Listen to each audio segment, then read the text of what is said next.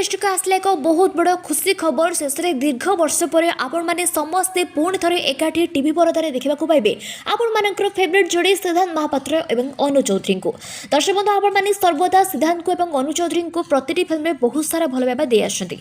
जोड़ी को आपण मैंने अनेक पसंद करते किंतु दीर्घ वर्ष धरी से एकाठी कौन भी फिल्म में नजर आसुनते किंतु पुणी थे दीर्घ वर्ष पर एकाठी से गोटे फिल्म में नजर आसवाक जाती प्रश्न उठुची से फिल्म ना कौन रही केबे रिलीज होगा जाऊँगी सबकि संपर्क में टिके नहीं तथ्य जानापी निश्चित भाव आज भिडियो को शेष पर्यटन देखूँ कारण आज भिडियो को संपर्क में देखा पर ही से संपर्क में सबकि तथ्य टिके नहीं जानापी पाइबे। भिडियो को आरंभ करने आप जो मैंने अनु चौधरी और सिद्धांत महापात्र जोड़ी को पसंद करते निश्चित भिडियो को लाइक कर चैनल को सब्सक्राइब कर सहित कमेंट में रेड हार्ट कमेंट करेंगे। दर्शक बंधु आपण मैंने समस्त अनु और सिद्धांत महापात्र को बेस भल भाव जानते जे कि अनेक सारा फिल्म में काम कर